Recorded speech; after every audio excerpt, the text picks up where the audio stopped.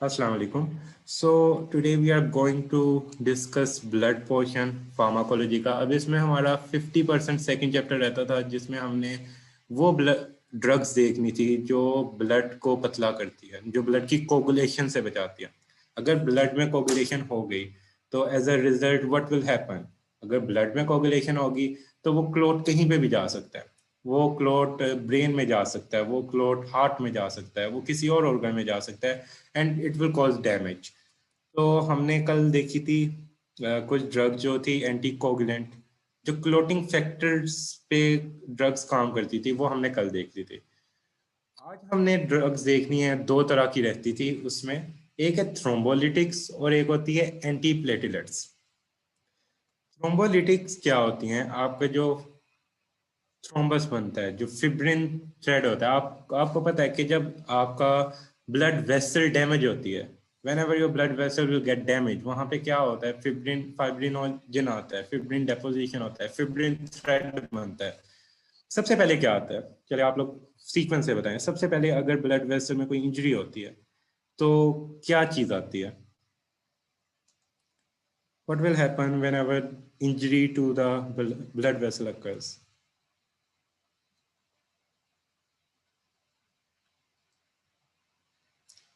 Contraction होती है. चले, सही हो गया. नेक्स्ट, उसके बाद क्या आते हैं?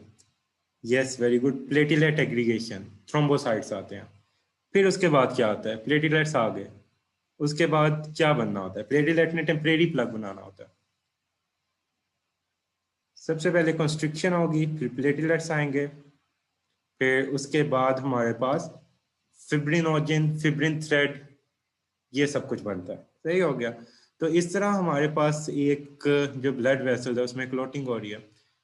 अब ये ब्लड वेसल है, उसमें यहाँ पे इंजरी आ गई है. इंजरी आई है तो प्लेटिलेट एक्यूमुलेशन हुई है. प्लेटिलेट एक्यूमुलेट हुआ है तो फिब्रिनोजन आया है, फिब्रिन बना है, फिब्रिन थ्रेड्स बने हैं, और यहाँ पे उसने एक थ्रोम्बस बना लिया. यानी ये वेसल अब यहाँ पे थ्रोम्बस बन गया. अब ये डिसलोकेट भी हो सकता है, डिसलोज भी हो सकता है, और डिसलोज होकर ये बन जाएगा एम्बुलस. तो ये थोड़ा सा आपको पता होना चाहिए. तो अब कुछ इस तरह की ड्रग्स है जो एंटी प्लेटिलेट्स है, जो प्लेटिलेट्स को एग्रीगेट ही नहीं होने देगी. यानी अगर वेसल पे इंजरी होती है तो प्लेटिलेट्स ने सबसे पहले एग्रीगेट होना था. तो अगर हम उसको एंटी प्लेटिलेट्स ड्रग दे देते हैं तो प्लेटिलेट जो पहला स्टेप होना था एक तरह से किसी चीज की एग्रीगेशन का, वो ही नहीं होगा. अगर वो ही नहीं होगा तो we can prevent the clot formation. तो एंटी प्लेटिलेट्स ड्रग बड़ी इंपॉर्टेंट होती है. आप लोगों ने एंटी प्लेटिलेट ड्रग्स में पढ़े हुए हैं कॉक्स इनहिबिटर. आप लोग पढ़ के आए थे बायोकेमिस्ट्री में. बायोकेमिस्ट्री में आप लोगों ने पढ़े थे कॉक्स इनहिबिटर के थ्रोम्बोक्सिन A2 कम हो जाएगा, और वो कम होगा तो एग्रीगेशन कम होगी. एस्पिरिन, हर बंदे को डिस्प्रिन का नाम सुना होगा. क्या आपको लगता है कि डिस्प्रिन और पेनाडोल में कोई फर्क होता है? Is there any difference between Disprin and Panadol? Yes, there is a huge difference between Disprin and Panadol. जो पेनाडोल है ना, वो एसिटामिनोफेन होती है. उसका कोई एंटीप्लेटिलेट एक्शन नहीं होता. उसका जस्ट एनर्जेसिक और एंटीपायरेटिक एक्शन होता है. वो हमने चैप्टर में पूरा पढ़ना है, पूरा उनका चैप्टर आना है. जो डिस्प्रीन है ना, ये खून भी पतला करती है. वो कैसे करती है? Through antiplatelet action.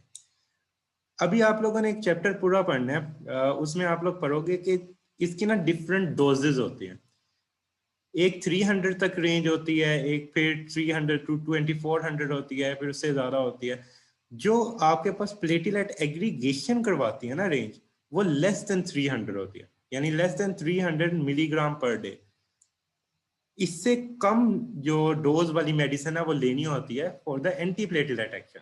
जब मैं ये चैप्टर पढ़ाऊंगा इंस्टेट वाला, तो मैं उसमें बताऊंगा इसकी पीछे प्रॉपर रीजनिंग क्या है. 300 से ज्यादा वाला क्यों नहीं ले सकते? क्योंकि वो प्रॉफ में वाइवा में पूछा जाता है. अब ये मैं अभी बता रहा हूँ. एक आप लोग ड्रग सुनते हो कि शायद आप लोगों के घरों में कोई खाता भी हो, लोप्रिन. लोप्रिन नाम का 75 मिलीग्राम की होती है वो. किसी ने सुना हुआ नाम लोप्रिन का? ये आप लोगों में से किसी के घर अगर किसी को हार्ट का मसला है तो वो जरूर लेता होगा. ये खून पतला करने वाली होती है. क्या होती है? 75 मिलीग्राम. मैंने क्या कहा? 300 मिलीग्राम पर डे से कम डोज होनी चाहिए. ये बस याद रखना है. इससे ज्यादा वाली एंटीप्लेटिलेट एक्शन ही वो बल्कि कोगुलेशन करवाना स्टार्ट कर देती है. वो क्यों करवाती है उसकी रीजनिंग मैं उस चैप्टर में पूरी दूंगा.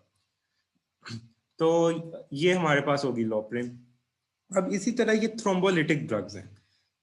थ्रोम्बोलिटिक ड्रग्स क्या करती हैं? थ्रोम्बोलिटिक ड्रग जो है, थ्रोम्बस जो फॉर्म हो गया होता है, थ्रोम्बस जो फिब्रिन है, आप लोगों को पता है कि फिब्रिन को तोड़ा कैसे जा सकता है? Which enzyme can convert fibrin into small particles, यानी उसको खत्म कर सकता है? आप लोगों ने फिजियोलॉजी में शायद पढ़ा होगा, शायद नहीं, लाजमी पढ़ा होगा। किसी को याद है? सो फिब्रिनोलाइसिन। अच्छा, आपको प्लाज्मिन याद है? प्लाज्मिनोजन प्लाज्मिन में कन्वर्ट होता था and then it act on it, और वो फिब्रिनोलिसिस करवाता था। इस तरह होता था कि नहीं? तो ये चीजें आप लोग पढ़ के आए हुए, ये ही चीजें थी। टिश्यू प्लाज्मिनोजेन एक्टिवेटर, जो प्लाज्मिनोजेन को एक्टिवेटर कराएगा। प्लाज्मिनोजेन जैसे फिब्रिनोजेन इनएक्टिव था, आप लोग पढ़ते थे plasminogen is inactive which is present in our blood but it is inactive form. उसको एक्टिवेट किया जाएगा, it will convert into plasmin, और now plasmin is the activated form. तो ये वो ड्रग्स काम करेंगे। इसमें ये ड्रग्स आ जाती हैं टीपीए, ये डेरिवेटिव्स हैं। ये इनका ना थोड़ा सा बड़ा इंपॉर्टेंट बात है, वो आपको इधर लिखी भी हुई है, वैसे भी मैं बताता हूँ। लफ्ज बने selective for fibrin bound plasminogen, यानी ये आपकी ब्लड वेसल है। ब्लड वेसल में यहाँ पे प्लेटिलेट एग्रीगेशन होके उसके बाद फिब्रिनोजन आया, फिब्रिन में कन्वर्ट हुआ। यहाँ पे क्या हुआ? फिब्रिन है। जो ब्लड के अंदर प्लाज्मिनोजन था ना, वो प्लाज्मिनोजन इसके साथ जाके बाइंड हो गया। सही हो गया?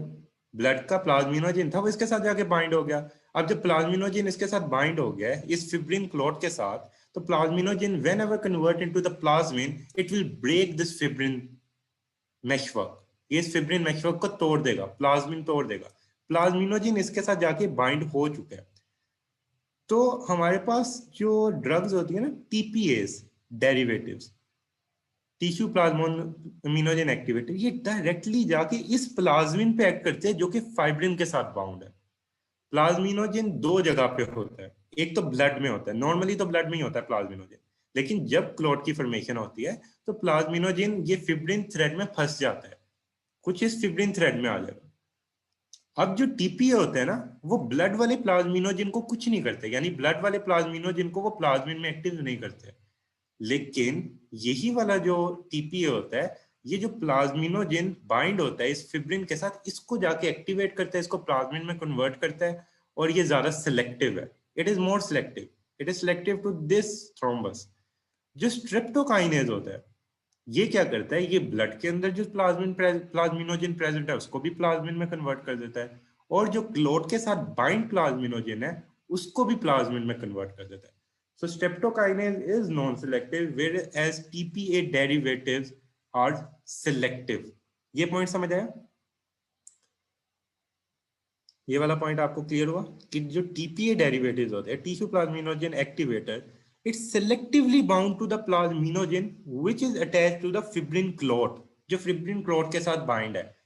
ब्लड में जो प्लाज्मिन फिर रहा है उसको उसने कुछ नहीं कहना, वो जैसे मर्जी फिरे, उसने उसको कुछ नहीं कहना। सही हो गया? लेकिन जो बाउंड हो गया ना, उसको उसने कुछ कहना है। लेकिन स्ट्रेप्टोकाइनेज ने किसी को नहीं छोड़ना, उसने सारे प्लाज्मिनोजन को प्लाज्मिन में कन्वर्ट करना होता है। अब हम वन बाय वन ड्रग्स देखते हैं। Now we are going to see plasminogen, tissue plasminogen activator. जो टिश्यू प्लाज्मिनोजन एक्टिवेटर होते हैं ना, एल्टीप्लेज, टेनेक्टिप्लेज, रेटिप्लेज, इनका एक बड़ा मसला ये है कि काफी कॉस्टली होते हैं। ये सिलेक्टिव ड्रग है। तो मुझे बताइए, सिलेक्टिव ड्रग ज्यादा अच्छी होगी कि नॉन सिलेक्टिव ड्रग ज्यादा अच्छी होती है?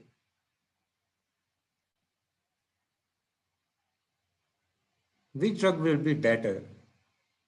The selective drug will be better. So TPA is a selective drug. तो selective drug ज्यादा महंगी होगी कि नॉन सेलेक्टिव ड्रग ज्यादा महंगी होगी? Which will be costly? अच्छी वाली कि बुरी वाली? Obviously अच्छी वाली ड्रग ज्यादा कॉस्टली होगी, वो ज्यादा महंगी होगी। तो टीपीए काफी कॉस्टली होते हैं। एंड देन आ जाता है स्ट्रेप्टोकाइनेज। स्ट्रेप्टोकाइनेज हमारे पास एक प्रोटीन है, सिंथेसाइज करता है streptococci. Streptococci is a bacteria, ये एक बैक्टीरिया है। आपको पता है ना कि डिफरेंट जो सब्सटेंसेस होते हैं, डिफरेंट प्रोटीन्स होती है या डिफरेंट मॉलिक्यूल्स होते हैं, we can gain it from bacterias, या इनसे हम ले सकते हैं। इस सब का जेनेटिक इंजीनियरिंग का तो सबको पता है। इस बात का आप सबको पता है ना कि स्ट्रेप्टोकोकाई इज अ बैक्टीरिया, उससे हम स्ट्रेप्टोकाइनेज ले सकते हैं। तो ये जो स्ट्रेप्टोकाइनेज है ये क्या है? ये नॉन सेलेक्टिव हमारे पास फंक्शन करेगा, it will convert plasminogen into plasmin. अब ये जो सारी मेडिसिन है ना ये इंट्रावीनसली दी जाती है, सही हो गया? ये पॉइंट याद रखना है, ये सारी मेडिसिन इंट्रावीनसली दी जाएंगी। चले यहां तक आई होप आपको क्लियर हो गया होगा। नेक्स्ट अब हम आते हैं प्लाज्मिन के बारे में। Plasmin is an endogenous fibrinolytic enzyme that degrades clot by splitting fibrin into fragments. ये फिब्रिन है।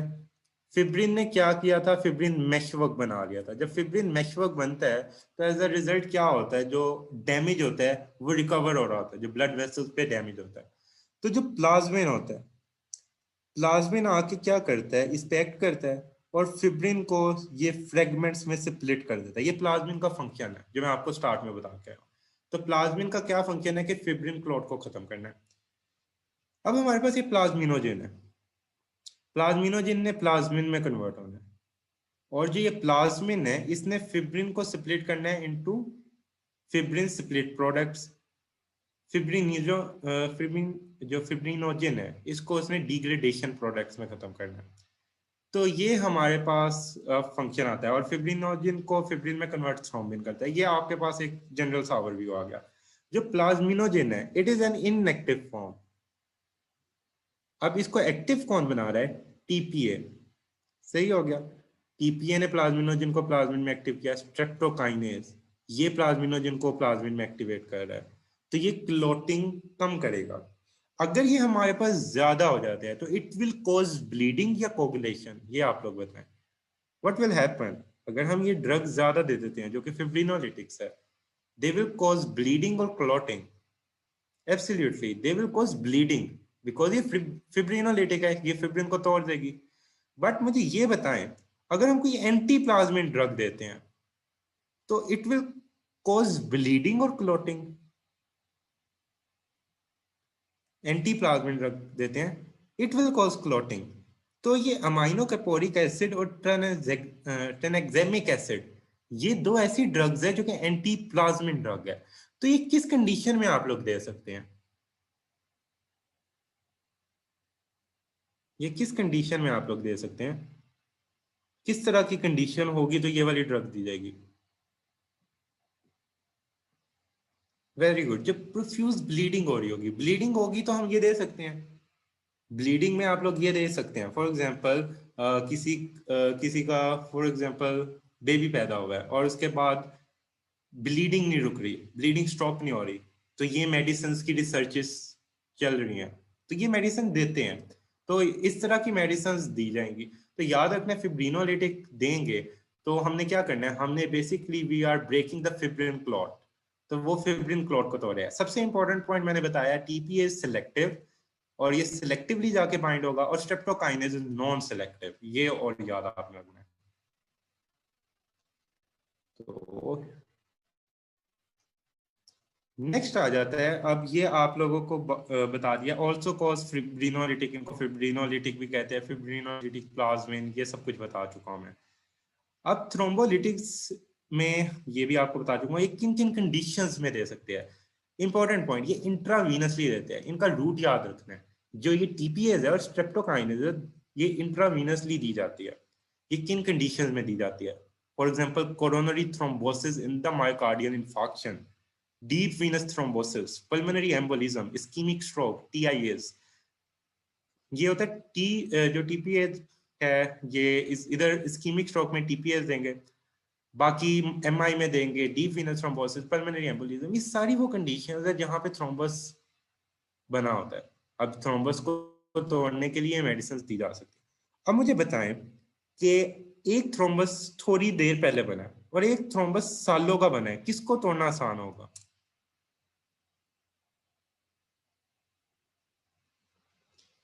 देखिए एमआई अटैक को देख के दिया जाता है मैनेजमेंट, ऐसा नहीं होता कि उनको कॉर्टिकोस्टेरॉइड दे दें या ऐसे दे दें। मैं आपको बताता हूँ, अभी आना है, सब कुछ आना है। यस, थोड़ी देर पहले वाला। देखें जो क्लॉट थोड़ी देर पहले बना ना उसको तोड़ना आसान है। यानी अगर कोई थ्रोम्बस अभी अभी आया है, उसकी वजह से मायोकार्डियल इंफार्क्शन हुई है। तो अगर हम उस थ्रोम्बस को टाइमली खत्म कर देना तो हम मायोकार्डियल इंफार्क्शन को रिवर्स कर सकते हैं। लाइक मायोकार्डियल जो इस्कीमिया होगा उसको हम रिवर्स कर सकते हैं। तो जिन फॉर एग्जांपल कोई मायोकार्डियल इंफार्क्शन के साथ ड्यू टू थ्रोम्बस प्रेजेंट करता है, immediately we can administer streptokinase. Streptokinase किस पे काम करेगी? बाउंड और फ्री प्लाज्मिनोजेन पे करेगी।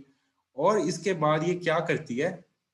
जब ये एक्ट करेगी एज अ रिजल्ट ये थ्रोम्बस को खत्म करेगी। और अगर थ्रोम्बस टाइमली रिमूव हो जाता है तो ऑर्गन को डैमेज कम होगा, और ऑर्गन को डैमेज कम होगा तो हमारा जो गोल है वो पूरा हो जाएगा। लेकिन ये विद इन 3 आवर्स देनी चाहिए। कहते हैं अप टू 6 आवर्स, लेकिन 3 आवर्स के अंदर अंदर अगर ये दे दी जाए तो इसके रिजल्ट्स काफी अच्छे हैं। टीपीए इसलिए नहीं देते क्योंकि बहुत कॉस्टली है। हमने जब भी किसी पेशेंट को ड्रग देनी होती है ना, हम ड्रग ऑफ चॉइस इस तरह बनाते हैं। एक पी ड्रग आप लोग पढ़ते हो, आप लोग पढ़ोगे, इसके प्रैक्टिकल में भी पढ़ोगे। ड्रग ऑफ चॉइस हमेशा इस तरह बनाई जाती है कि वो फिजिबल भी हो अगले पेशेंट के लिए। सही हो गया। Streptokinase tissue plasminogen activator no doubt is a better drug, वो ज्यादा अच्छी ड्रग है। अब स्ट्रेप्टोकाइनेस के मसले भी हैं, वो मैं बताता हूँ क्या है। लेकिन ये आपको मैंने जनरल कंडीशन बताया, विद इन अगर 3 आवर्स अगर आप दे देते हो anti fibrinolytic, then you can prevent the person from heavy damage. आप उसको एक हैवी डैमेज से बचा सकते हो। ये देखें, ये हमारे पास क्या हुआ है, फिब्रिन क्लॉट बना था। इसके ऊपर भी कुछ प्लाज्मिनोजेन आके लगे होंगे। अब ये प्लाज्मिनोजेन एक्टिवेटर जो कि इस प्लाज्मिनोजेन को एक्टिव कर रहा है, जो कि ब्लड के अंदर प्रेजेंट है, तो ये कौन सी ड्रग होगी? अगर ये ब्लड के अंदर वाली को एक्टिव कर रहा है, ब्लड के अंदर which is not bound from, this will be streptokinase. और जो हमारे पास इसके साथ आगे अटैच होंगे, इसके साथ वाले प्लाज्मिनोजेन को एक्टिवेट करेगी, वो स्पेसिफिकली टीपीए होगी। स्ट्रेप्टोकाइनेज दोनों को कर सकता है, इसको भी कर सकता है, इसको भी कर सकता है। तो as a result there will be the dissolution of fibrin clot. Next आ जाता है एल्टीप्लेस। ये मैंने आपको बताया, these are clot specific acting mainly on a fibrin bound plasminogen. जो फिब्रिन जो आपके पास है उसके साथ जो प्लाज्मिनोजेन है उसको एक्टिव करता है। But it has no allergy problem. आपने जो स्ट्रेप्टोकाइनेज पर है, मैंने बताया स्ट्रेप्टोकाइनेज हमें कहाँ से मिलता है? हमें स्ट्रेप्टोकाइनेज किधर से मिलता है? बैक्टीरिया से, यानी लिविंग लिविंग है। Bacteria is a living thing. इसको आप मानते हैं कि वो लिविंग में कंसीडर होती है? अब बैक्टीरिया अगर लिविंग है तो आपस में रिएक्शन हो सकता है। अगर आप कोई भी ड्रग किसी लिविंग चीज से बनाते हैं ना, तो इट कैन रिएक्ट, इसका एलर्जिक प्रॉब्लम हो सकता है। जो सिंथेटिक चीज होती है उसमें एलर्जी वाला प्रॉब्लम नहीं होता। लेकिन जो आप किसी नेचुरल सोर्स से प्रिपेयर करवा रहे होते हैं, उसमें आपस में इंटरेक्शन और एलर्जी का मसला आ सकता है। तो जो स्ट्रेप्टोकाइनेज होता है, स्ट्रेप्टोकाइनेज एलर्जी करवा सकता है। लेकिन जो एल्टी प्लेज है, मैंने बताया ये कॉस्टली है, but they are very good drugs. ये कॉस्टली अगर है तो कोई किसी वजह से कॉस्टली है ना, because it is prepared by genetic engineering और डिफरेंट प्रोसेसेस, मतलब सिंथेटिकली। तो ये क्लॉट स्पेसिफिक भी होती है, एलर्जी प्रॉब्लम भी नहीं होती, लेकिन ये कॉस्टली होती है। अब जो स्ट्रेप्टोकाइनेज है, स्ट्रेप्टोकाइनेज क्या करता है? कंफर्मेशनल चेंजेस करता है प्लाज्मिनोजेन को प्लाज्मिन में एक्टिव करता है। प्लाज्मिन जब एक्टिव होता है वो क्या करता है? फिब्रिन को डिग्रेडेशन प्रोडक्ट में। अब आपको ये चीज समझ आ गई होगी कि बेसिकली जो फिब्रिनोलिटिक ड्रग्स है वो किस तरह काम करती है। तो this is the mechanism of fibrinolytic drugs. अब इसके फीचर्स क्या है? हमें फीचर्स भी पता होने चाहिए। हर ड्रग का हमें पता होना चाहिए उसका यूज क्या है, क्यों यूज हो रही है, क्या वजह है उसकी, जो इंपॉर्टेंट यूज खास तौर पर। Overriding the factor in effectiveness in early administration, 60% decrease in mortality post MI अगर 3 घंटे के अंदर यूज की जाए। This is the important point what I want to tell you, कि अगर 3 घंटे के अंदर ये यूज कर ली जाए, किसी को मायोकार्डियल इंफार्क्शन है, तो it will decrease the mortality rate. ये पॉइंट क्लियर हो गया? कि अगर आप ये वाली ड्रग स्ट्रेप्टोकाइनेज हो, टीपी हो, अगर ये आप विद इन 3 आवर्स यूज करते हो then it is going to be very effective. तो अगर कोई पेशेंट इमीडिएट एमआई के साथ प्रेजेंट होता है तो उसका आप लोग देखोगे, बाकी चीजें भी आप उसकी हिस्ट्री भी लोगे और उसकी हिस्ट्री के अकॉर्डिंग आप उसको ये ड्रग लगाते हो ताकि उसका खून पतला हो। उसी टाइम आपको क्लोट खत्म करना होता है, क्योंकि हो सकता है कि जिस क्लोट की वजह से उसके हार्ट में मसला आया हो, फॉर एग्जाम्पल एक थ्रोम्बस आ, ये टूट के 2 पार्ट्स में डिवाइड हो गया, एक पार्ट ने हार्ट में जाके एमआई करवा दिया, हो सकता है ये जो दूसरा पार्ट है, जस्ट मैं एग्जांपल दे रहा हूँ, ये दूसरा पार्ट ब्रेन में जाए और वहां पे जाके मसला करवा दे, वहां पे ब्लॉकेट करवा दे, वहां पे पैरालिसिस बंदे को हो जाए, कुछ भी हो सकता है। सबसे पहले आपके क्या एक चीज होगी हार्ट में, अगर एमआई हुआ है तो आप उसका एक खून पहले पतला करना चाहोगे, आप उसके बाद उसके हार्ट की मैनेजमेंट देखोगे। तो ये सारी चीजें साइड बाय साइड चलती हैं। फिर आ जाता है ये डिफरेंट ड्रग है अमाइनो सैलिसाइक्लिक एसिड। हाँ ये ड्रग काफी पुरानी है streptokinase, but still it is used. लेकिन टीपीएज अब न्यू ड्रग्स हैं, फिर वो ज्यादा महंगी होती है बट यूज की जाती हैं। तो ऑब्वियसली न्यू ड्रग्स बनती रहती है, जो अच्छी ड्रग है वो यूज की जाती है। फिर जो अमाइनो सैलिसाइक्लिक एसिड्स है, बीटा ब्लॉकर, नाइट्रेट्स, ये सारी डिक्रीज करती है मोर्टेलिटी को, और एडिनोसिन विल डिक्रीज द इंफार्क्ट। सबसे जो इंपॉर्टेंट कॉम्प्लिकेशन है वो ब्लीडिंग है। और अगेन ब्लीडिंग की मैंने एक बड़ी इंपॉर्टेंट कॉम्प्लिकेशन बताई थी, वो क्या थी?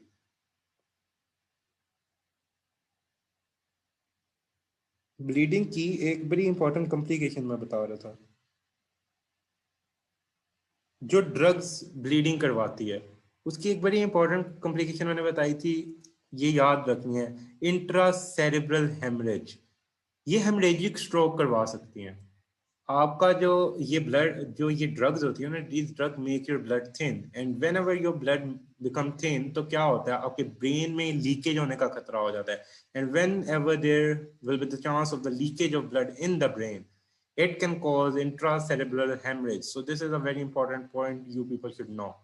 ये पॉइंट याद रखें, मैंने ये ड्रग्स का बहुत बारी बताया कि जो ये सारी ब्लड ब्लीडिंग करवाती हैं यानी खून को पतला करवाती हैं, इनका एक बहुत इंपॉर्टेंट साइड इफेक्ट है इंट्रासेरेब्रल हेमरेज, जो कि प्रॉफ में रिपीटेडली पूछा जाता है। ये याद रखना है। Streptokinase can cause hyper sensitivity reaction, hypotension, hyper sensitivity reaction की वजह से फिर हाइपोटेंशन होगी।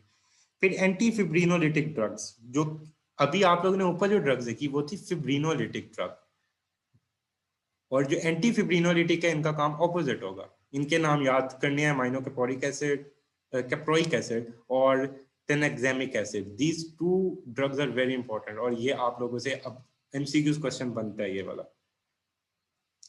Now if we move towards toxicity, तो cerebral haemorrhage, again I repeat, cerebral haemorrhage सबसे इंपॉर्टेंट। ये मैंने इतनी बारी बता दिया है, ये इतनी बारी प्रॉफ में आया हुआ है, हर दूसरे साल प्रॉफ में क्वेश्चन आपको नजर आएगा। उसके अलावा ये स्ट्रेप्टोकाइनेज है, वो एलर्जिक रिएक्शन करवाता है। अब ये वाला एमसीक्यू अगर किसी का गलत बनता है ना तो फिर बहुत गलत बात है। याद रखना है सेरेब्रल हेमरेज, यस ब्रेन में ब्लड जा सकता है। नेक्स्ट आ जाती है anti platelets drugs. So first step मैंने आपको क्या बताया था, whenever there is a damage to the blood vessels, platelet will come, platelet will aggregate. So सबसे पहले क्या होता है, platelet plug will be formed. आप लोगों ने फर्स्ट ईयर एमबीबीएस में पढ़ा होगा। सो प्लेटलेट प्लग कौन बना रहा है? प्लेटलेट्स बना रहे हैं। अब देयर आर वेरियस फैक्टर्स जो कि रिस्पॉन्सिबल होते हैं प्लेटलेट एग्रीगेशन के। अब होता है ना, आप लोगों को पता है अट्रैक्शन, किसी मॉलिक्यूल के लिए अट्रैक्शन होती है। अब प्लेटलेट एग्रीगेशन में क्या क्या इंपॉर्टेंट होता है, सबसे पहले याद रखना है प्लेटलेट एग्रीगेशन में एक होता है, मैं आपको दिखा देता हूँ कि क्या क्या आप लोगों के होते हैं। ये देखें प्लेटलेट एग्रीगेशन कौन कौन करवाते हैं। एक होता है एडीपी, एडीपी प्लेटलेट एग्रीगेशन करवाता है। Thromboxane A two platelet aggregation. Thrombin, thrombin क्या कर रहा था, thrombin is responsible for the conversion of the fibrinogen into the fibrin as well, और ये भी प्लेटलेट एग्रीगेशन करवाता है सर। फिर उसके बाद 5-HT अल्फा 2 एगोनिस्ट, ये इतने इंपॉर्टेंट नहीं है, लेकिन ये 3 बड़े इंपॉर्टेंट है। उसके अलावा डिक्रीज कौन करवाते हैं, PGI2, prostacyclin, cyclic AMP, amino salicylic acid जिसको एस्प्रिन भी कह देंगे आप लोग, टिक्लोपिडिन, ये वाली ड्रग्स पढ़नी है। तो ये है जो प्लेटलेट एग्रीगेशन को डिक्रीज करते हैं. So if we block these things, यानी एडीपी है, तो if we block the ADP formation, if we inhibit the ADP, then we can prevent from the platelet aggregation. If we inhibit thromboxane A2 formation, then we can inhibit the aggregation of the platelets. So these are the few strategies जिसके साथ हम एक platelet aggregation होने से बचा सकते हैं. और अगर हम ये चीजें इंक्रीज कर देते हैं जो कि प्लेटलेट एग्रीगेशन को डिक्रीज करती है, तो these will also decrease the platelet aggregation. तो ये पॉइंट क्लियर हुआ कि प्लेटलेट एग्रीगेशन करने के लिए डिफरेंट फैक्टर्स हैं.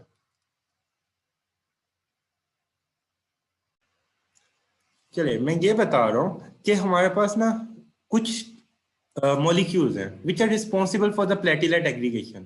अगर वो ज्यादा हो जाते हैं तो प्लेटलेट एग्रीगेशन होती है. सही हो गया. उसमें से हमारे पास एक एडीपी है, बड़ा इंपॉर्टेंट. थ्रोम्बोक्सेन A2 है, ये बड़ा इंपॉर्टेंट है. अगर ये दोनों ज्यादा हो जाते हैं ना, they can cause platelet aggregation. ये प्लेटलेट्स को अट्रैक्ट करते हैं, प्लेटलेट का प्लग बनाते हैं. ये प्लेटलेट्स है ना, ये प्लेटलेट का प्लग बना देंगे ये दो. अगर हम इनको इनहिबिट कर दें, अगर हम इनको इनहिबिट कर दें, कोई ऐसी ड्रग दे जो इसको इनहिबिट करे, इसको इनहिबिट करे, तो प्लेटलेट एग्रीगेशन होगी.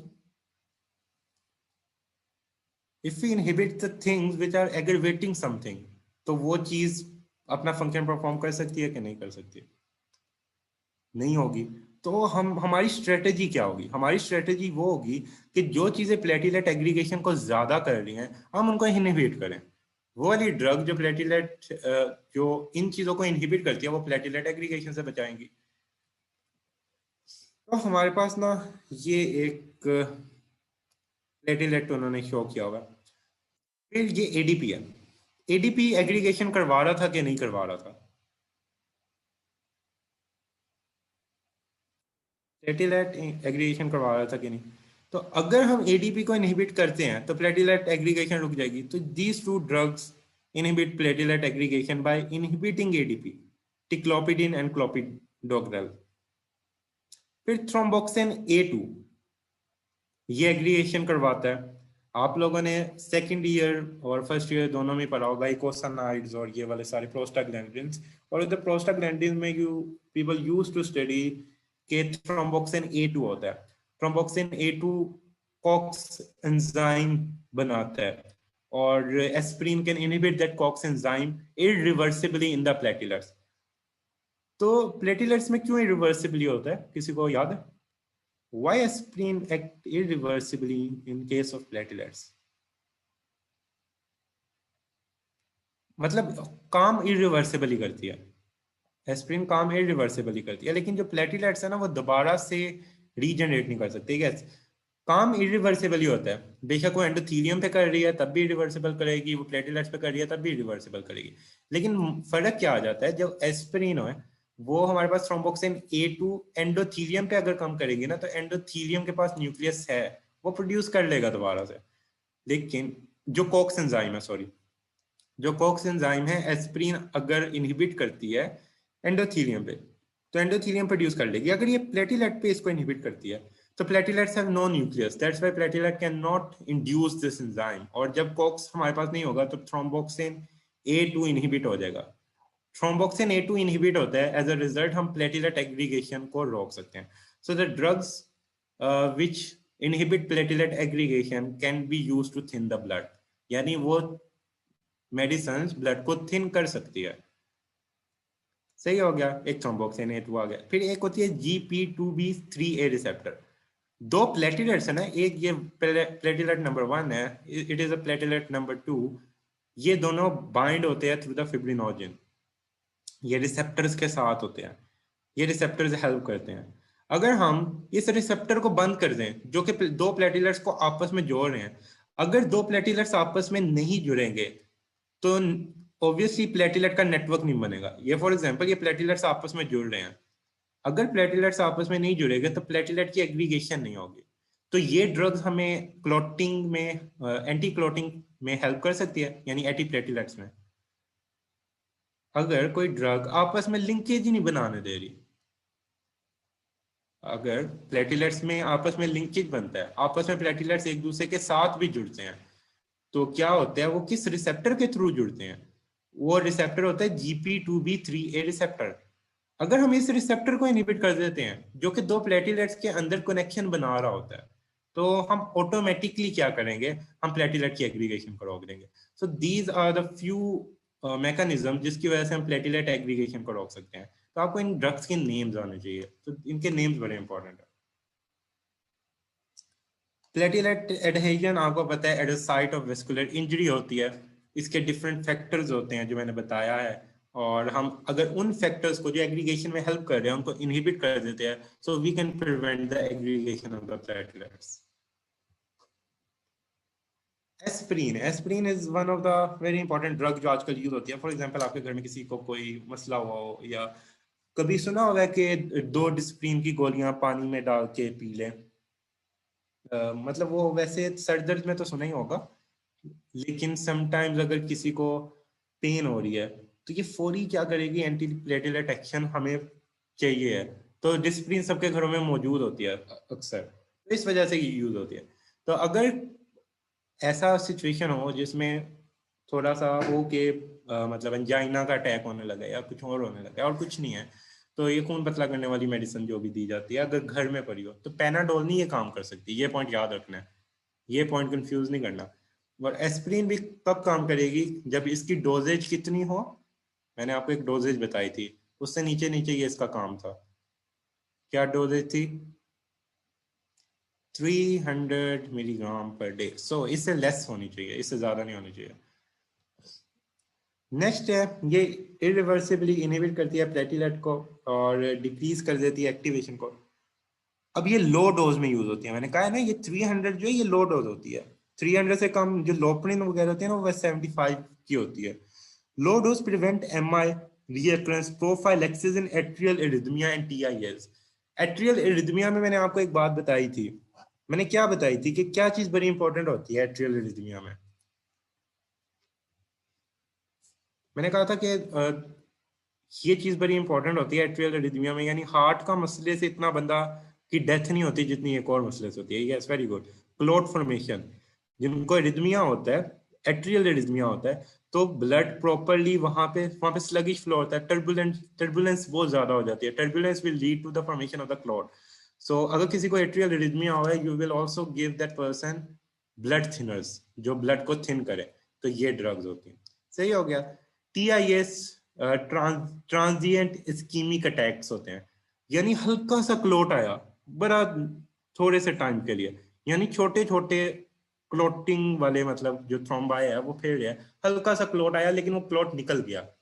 ये ज्यादा डैमेज नहीं करवाते, लेकिन समटाइम्स ये थोड़ा सा भी टाइम अगर ब्रेन में आ जाए ना, TIS transient ischaemic attacks brain में हो जाए, तो ये काफी डैमेज करवा सकते हैं, क्योंकि ब्रेन को अगर थोड़ा सा टाइम भी अगर ब्लड नहीं मिलता तो उसके सेल बड़ी जल्दी डैमेज होते हैं। ये बात याद रखनी।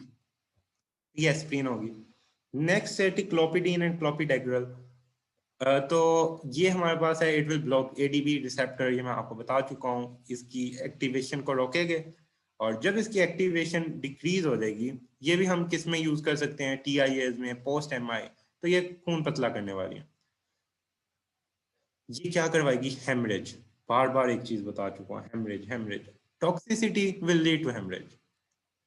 सही हो गया। फिर ल्यूकोपीनिया, थ्रोम्बोसाइटोपिनिक पर्परा, ये इनके साइड इफेक्ट्स हो सकते हैं।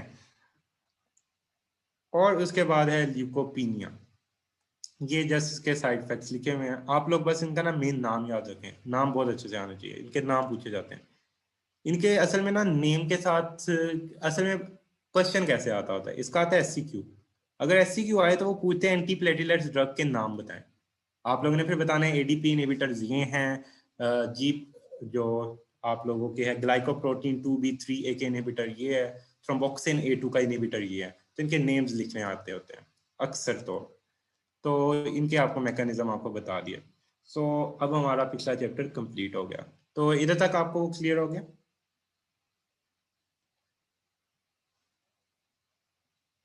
सो हमारी क्लॉटिंग वाले करीब हो गया। हाँ जी, एस्पिरिन का अल्सर भी होता है, ये बड़े इफेक्ट्स आने हैं, अभी आप लोगों ने पूरा चैप्टर पढ़ना है, काफी चीजें होती है। आप लोगों को पता है कि जो बच्चे होते हैं, लाइक 2 3 4 साल का बच्चा है, आप अगर उसको वायरल इन्फेक्शन है तो आप उसको डिस्प्रिन दे सकते हो कि नहीं दे सकते? किसी को ये नॉलेज है?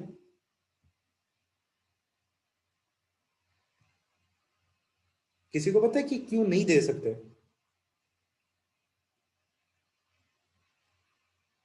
कोई बच्चा है उसको वायरल इन्फेक्शन हो जाए तो उसको क्यों डिसिप्लिन नहीं देते? ये इसका चैप्टर आएगा ना जब, तो मैं आप लोगों को इसकी रीजन बताऊंगा। लेकिन ये पता है क्या करवा सकती है? It can cause hepatic encephalopathy, liver damage. And liver damage जब होता है तो एमोनिया प्रोड्यूस होती है बॉडी में। liver is responsible for the detoxification of these nitrogenous compounds. When the ammonia is produced in the body, it will go to the brain, और ये जब ब्रेन में जाएगी तो वहां पे एंसेफेलोपैथी करवाएगी। तो ये ब्रेन जो हेपेटिक एंसेफेलोपैथी होती है ये बच्चों में करवा देती है अगर वो उसको वायरल इन्फेक्शन और आपने उसको डिसिप्लिन दे दी। तो इस वजह से घर में अपने से दवाइयां बच्चों को कभी नहीं देनी चाहिए। डिसिप्लिन बड़ी आम सी दवाई है ना। बच्चा कह रहा है कि बच्चे को बुखार हुआ है और उसको ये हुआ है, पैनाडोल नहीं मिली, उसको डिस्प्रिन पकड़ा दी। ऐसा हो सकता है? Yes, Reye's syndrome. आप लोग बताएं ऐसा हो? आप लोग खुद सोचें कि फॉर एग्जांपल घर में पैनाडोल नहीं है तो आप लोग कहेंगे कि डिस्प्रिन है, डिस्प्रिन दे देते हैं। तो देखिए ये ड्रग्स विदाउट प्रिस्क्रिप्शन इसलिए कहते हैं नहीं देते। फिर बाद में जब कुछ हो जाता है फिर डॉक्टर्स के पास जाते हैं। फिर ब्लेम किसको करते हैं? डॉक्टर कि हमने तो उसको एक वो डिस्प्रिन सी दी थी, उसको ये हो गया, आज डॉक्टर ने कर दिया। तो ये चीजें होती है ना, ये छोटी छोटी चीजें होती है। लोग लाते हैं आखिरी स्टेजेस पे जब पेशेंट्स को, तो इस वजह से फिर उनकी डेथ होती है, इल्जाम आ जाता है डॉक्टर्स पे। तो ये चीजें होती है, इसलिए टाइमली डॉक्टर से treatment. Now we are moving toward the anti hyperlipid lipidaemics. आप लोगों को पता हुआ है जो लिपिड्स होते हैं ये आपके लिए अच्छे होते हैं कि बुरे होते हैं? अगर इनकी क्यूमुलेशन हो जाए आपके अंदर तो it will be useful for you. No, it will be bad for you. ये आपके लिए बुरे होते हैं। तो आप नहीं चाहोगे कि आपके अंदर कोलेस्ट्रॉल जमा हो, आप नहीं चाहोगे आपके अंदर ट्राइसाइक्लिसरॉल ज्यादा हो, आप नहीं चाहोगे आपके अंदर एलडीएल ज्यादा हो। क्या आप चाहोगे आपके अंदर एचडीएल ज्यादा हो? Yes, you will want कि HDL ज़्यादा, because HDL is a good cholesterol and other are bad. तो आप लोगों ने ड्रग्स अब देखनी है। एंटी हाइपरलिपिडेमिक्स ना मिनी कैर्जन से जब बच्चे पढ़ते हैं वो उसके बाद पढ़ते ही नहीं है। तो इसका ना बहुत अच्छा लिखा हुआ है कैप्लान पे। मैंने जो यहाँ पे स्लाइड्स बनाई है वो कैप्लान है, और जो चीज़ें कैप्लान में मुझे लगता था मिसिंग है वो मिनी कैर्जन और डिफरेंट बुक्स से हैं। तो स्लाइड्स कम से कम अच्छे से करना, it will almost completely cover this chapter. और ये चैप्टर बड़ा अच्छा चैप्टर है लेकिन बहुत से स्टूडेंट्स ये छोड़ देते हैं। तो याद रखना है कि कोई इसमें कोई इतना मसले वाली बात नहीं है। ये चैप्टर मिनी में बहुत अच्छा नहीं लिखा हुआ, बहुत मजे का नहीं लिखा हुआ। पहले किसी और जैसे कैप्लान मैंने बताया उसके 2 पेजेस है वो करें, उसके बाद आप मिनी पे जाएं। कैप्लान में जो 2 पेजेस है उसमें हर इंफॉर्मेशन एमसीक्यूज है, हर इंफॉर्मेशन एमसीक्यूज है। अगर वो आपको आती है आपका एमसीक्यूज निकलता होता कभी भी। तो याद रखना। अब हमारे पास लिपिड है, अगर ये ज्यादा हो जाता है it will increase the risk of atherosclerosis और हाइपरकोलेस्टेरोलिनिया करवा देते हैं। ये कार्डियोवेस्कुलर डिजीज ज्यादा चांसेस हो जाएंगे। जो सेरेब्रोवेस्कुलर डिजीज है इसके चांसेस ज्यादा हो जाएंगे। यानी अगर कोई बंदा बहुत ज्यादा जंक फूड खा रहा है या बहुत ज्यादा ऑयली चीजें खा रहा है तो he is more liable to get CVS diseases या सीएनएस के रिलेटेड डिजीजेस। तो उसको ये सारी जो वेस्कुलर डिजीजेस है वो ज्यादा होने के चांसेस हो जाएंगे। तो ट्रीटमेंट गोल क्या होगा कि एलडीएल कम करना है, because LDL is a bad cholesterol. अगर हम इसको कम करने में कामयाब होते हैं then we can protect that person. तो अब जो डिफरेंट ड्रग्स है ना, कुछ में एलडीएल ज्यादा होता है और कुछ पर्सन में ट्राइसाइक्लिसरॉल भी ज्यादा होता है। आपने सुना होगा उसके टीएजीज ट्राइग्लिसराइड्स ज्यादा हो गए हैं। तो एलडीएल और ट्राइग्लिसराइड्स के अकॉर्डिंग फिर मेडिसिन आप लोगों ने सजेस्ट करनी होती है पर्सन को। ये एक सेल है, ये लिवर का सेल है जस्ट सपोज। ये साइड पे ब्लड है, इस साइड पे जीआईटी ट्रैक्ट है। ये जस्ट आप लोग एक सेल को कंसीडर करें, एक साइड पे जीआई है, दरमियान में सेल है और एक साइड पे ब्लड है। आप लोगों ने पढ़ा हुआ है कि जो कोलेस्ट्रॉल होता है इसमें एचएमजी को एड रिस्पॉन्सिबल होता है फॉर्मेशन में। ये आपको याद है? सेकेंड ईयर में आप लोग पढ़ के आए हो, अभी ताज़ा ताज़ी पढ़ के आए होंगे। HMG को is responsible for the formation of the cholesterol। सही हो गया? HMG को रिडक्टेज। सो HMG को रिडक्टेज बनाता है कोलेस्ट्रॉल को, और इसको इनहिबिट करने की भी आप लोगों ने ड्रग पढ़ी थी, ये भी याद होगी आप सबको। आप लोगों ने एक ड्रग पढ़ी थी जो इसको इनहिबिट करती थी, एचएमजी को ए रिडक्टेज को। So HMG co A reductase inhibitor which are statins, ये आप लोग पढ़ के आए हो, सही हो गया। तो ये आप लोगों ने ड्रग पढ़ी थी HMG co A reductase inhibitor, statin जो है। उसके अलावा हमारे पास क्या होते हैं, जो कोलेस्ट्रॉल होता है, कोलेस्ट्रॉल जो ब्लड में जाता है सेल से और वीएलडीएल बनाता है। आपको याद है कि वीएलडीएल किधर बनता था? लिवर के अंदर बनता था। किधर बनता था वीएलडीएल? लिवर के अंदर बनता था। तो वीएलडीएल लिवर के अंदर बनता है, सही हो गया।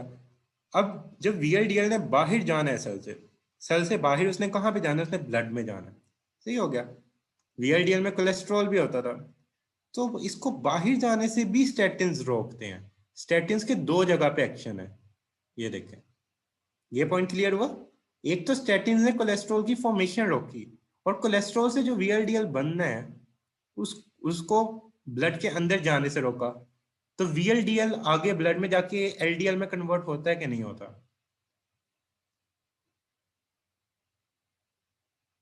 वीएलडीएल कन्वर्ट होता है कि नहीं होता? So yes, it is converted. अच्छा, जो कह रहे हैं ना फैटी लीवर, देखें यहाँ पे जब स्टैटिन ने ये वाला स्टेप रोका है ना, तो फैटी लीवर कैसे हो सकता है? जब उसने ये स्टेप रोक दिया है तो कोलेस्ट्रॉल तो बनना ही नहीं है ना। जो कोलेस्ट्रॉल पड़ा हुआ है उसने बाहर नहीं जाना, तो it won't cause fatty liver. इसके डिफरेंट और साइड इफेक्ट्स होते हैं, वो कैसे होते हैं वो मैं बताऊंगा। अब हमारे पास कुछ ड्रग्स हैं। आपको बाइल सोल्ट्स का पढ़ा हुआ है, बाइल सोल्ट्स आप लोगों ने पढ़ा हुआ है सबने। बाइल सोल्ट्स किसके बने होते हैं? What is the composition of the bile salts?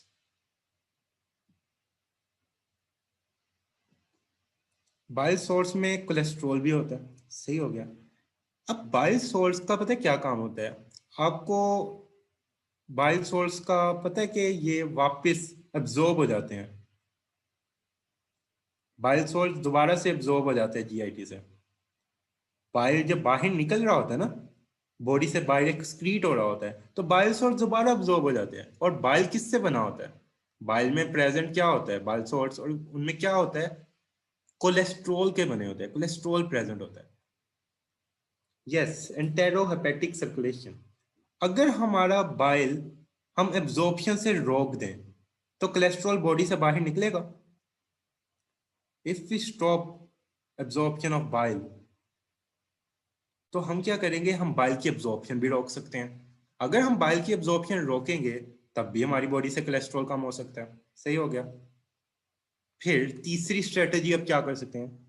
आप फूड खा रहे हो, कोई खाना खा रहे हो, अब खाना में कोलेस्ट्रॉल है।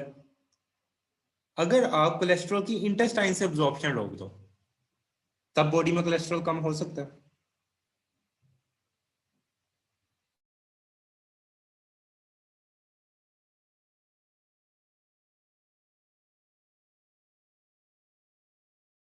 कोलेस्ट्रॉल उससे एब्जॉर्ब होना है, जो भी होना है वो नहीं होगा, क्योंकि आप उसकी एब्जॉर्प्शन रोक दी, सही हो गया। तो ये कुछ आगे मेथड्स है जो आप लोग देखोगे। अभी ये सारे मेथड्स पूरे आप लोग डिटेल में पढ़ोगे। Now we are going to move towards HMG-CoA reductase inhibitor. What are HMG-CoA reductase inhibitors which will inhibit the step जो कि हमारे पास बनाता है, क्या बनाता है? HMG-CoA reductase inhibitor से क्या बनता था? कोलेस्ट्रॉल बनता था। अब कोलेस्ट्रॉल बनना है, अब मैं आपको बताता हूँ। आप लोगों ने ये सारी चीजें पढ़ी हुई हैं अब, लेकिन मैं रिपीट कराता हूँ। कोलेस्ट्रॉल कम होगा, सही हो गया। कोलेस्ट्रॉल को इनहिबिट कर दिया HMG-CoA ने। जब कोलेस्ट्रॉल कम होता है तो लिवर के ऊपर जो ये सेल्स होते हैं, यहाँ पे एलडीएल रिसेप्टर्स होते हैं। ये याद है आप लोगों को? ये आप लोगों ने पढ़ा हुआ था कि एलडीएल रिसेप्टर्स होते हैं। जब कोलेस्ट्रॉल कम होता है तो ये एलडीएल रिसेप्टर ज्यादा हो जाएंगे कि कम हो जाएंगे?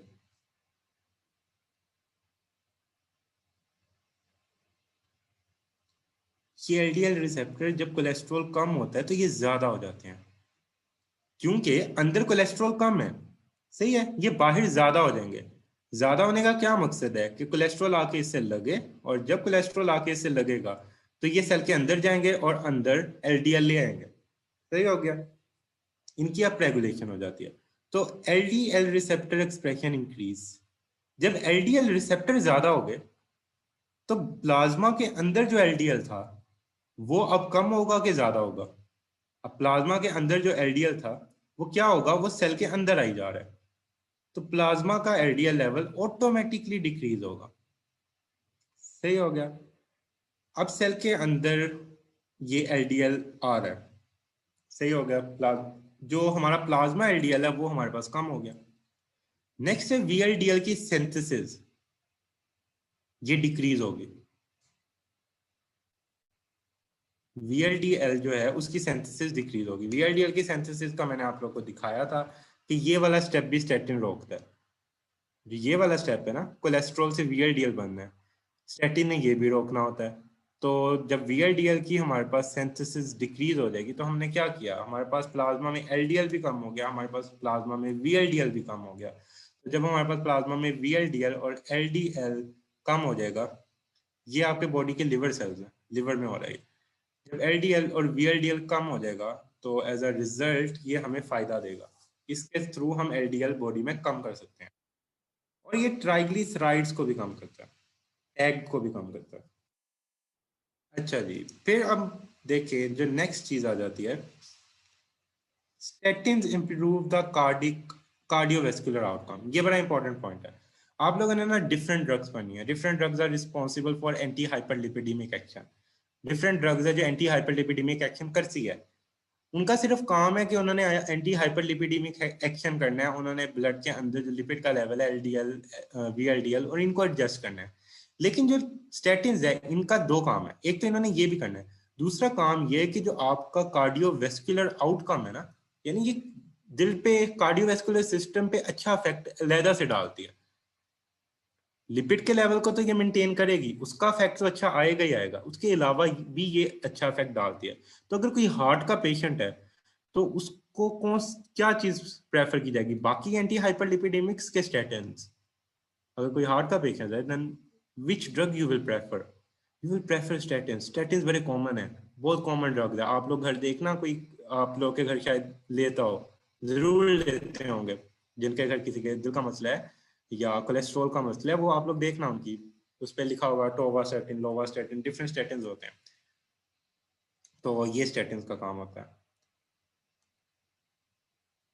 हाँ जी, नॉन स्टेटिन्स कब देंगे?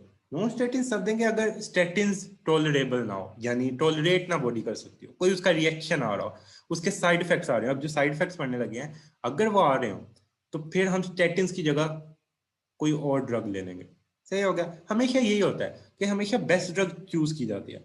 अगर वो ड्रग का साइड इफेक्ट्स आ रहा है जो कि टॉलरेट बॉडी नहीं कर सकती, तब हम उसके जगह कोई और ड्रग ले लेते हैं।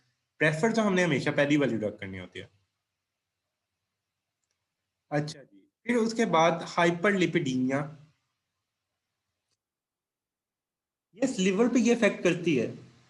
समवन इज आस्किंग कि कोलेस्ट्रॉल लिवर में तो ज्यादा हो रहा है। देखें, कोलेस्ट्रॉल लिवर में ज्यादा हो रहा है, जो प्लाज्मा में वो लिवर ले रहा है, लेकिन लिवर अपना कोलेस्ट्रॉल नहीं प्रोड्यूस कर रहा।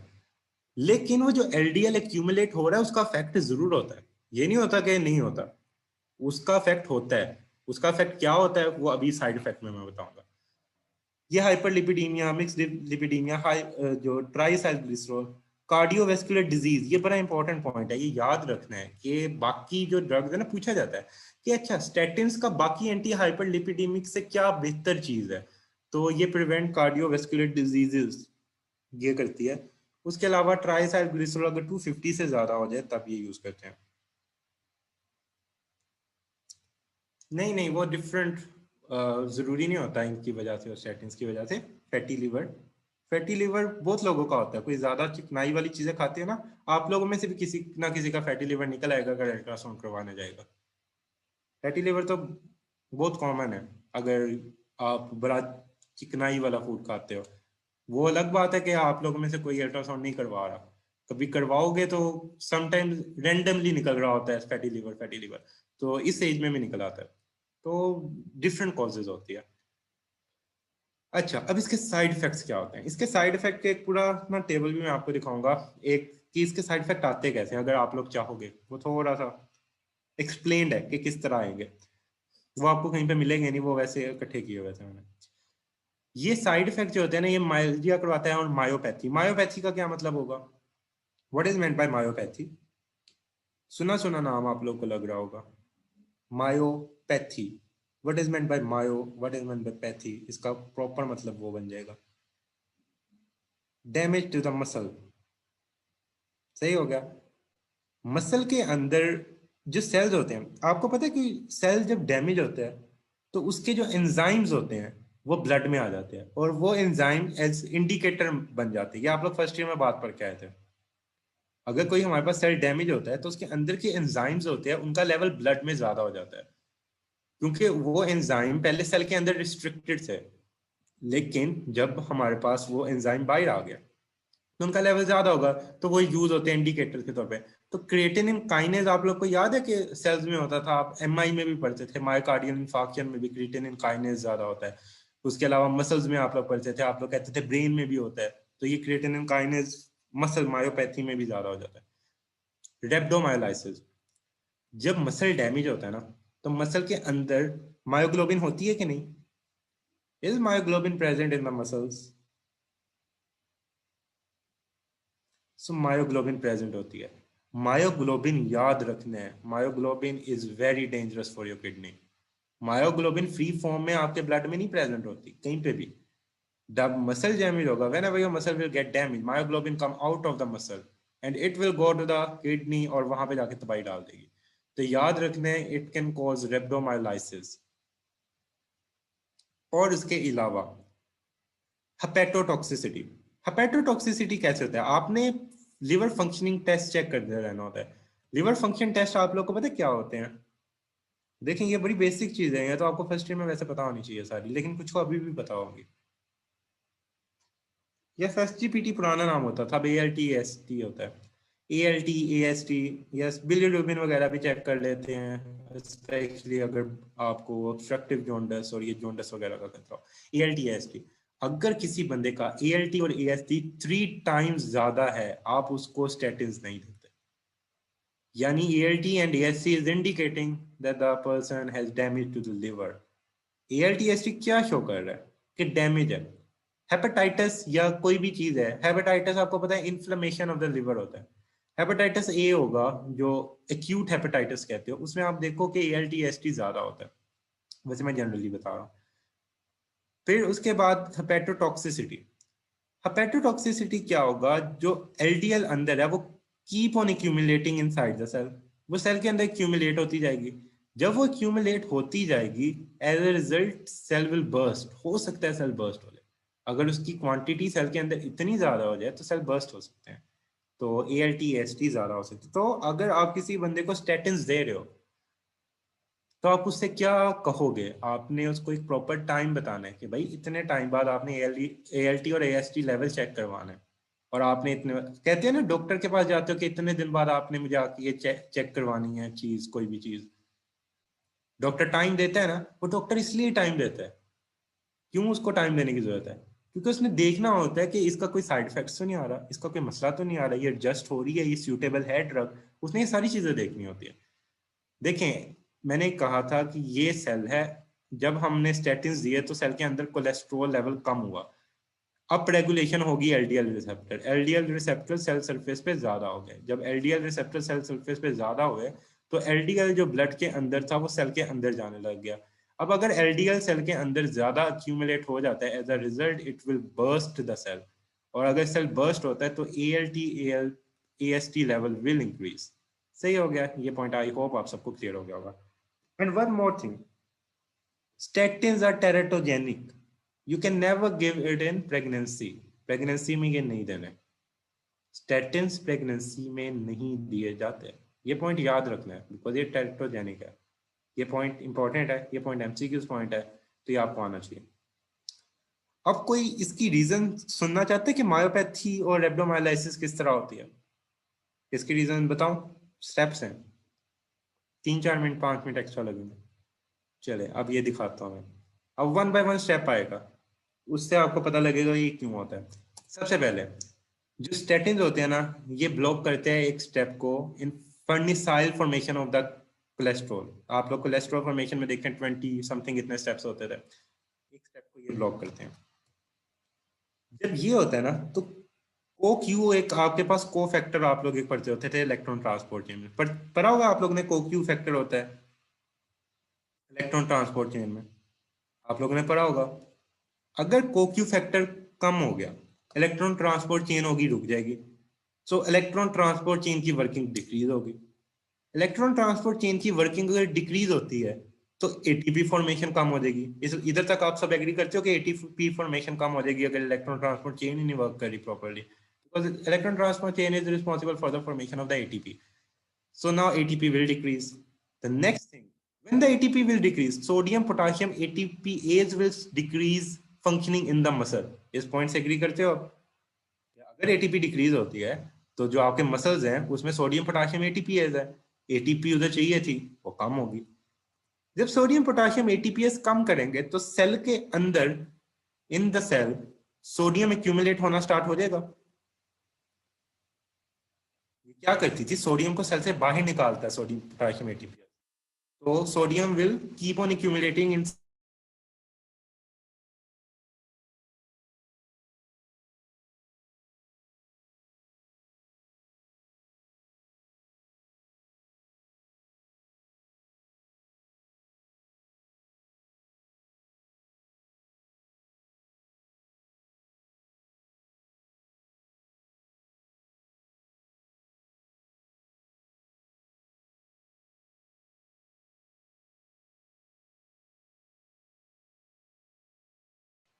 अच्छा आई थिंक नेट डिस्कनेक्ट हो गया था, अब मेरी आवाज आ रही है? नेट एक सेकंड डिस्कनेक्ट हो गया था।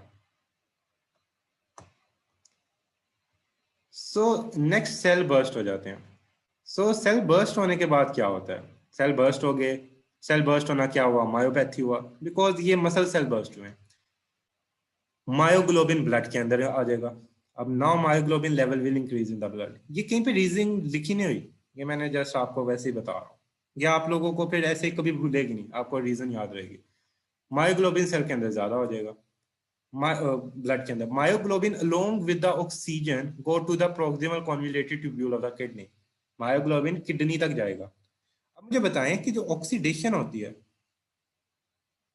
जो ऑक्सीडेशन होती है वो खतरनाक होती है सेल्स के लिए।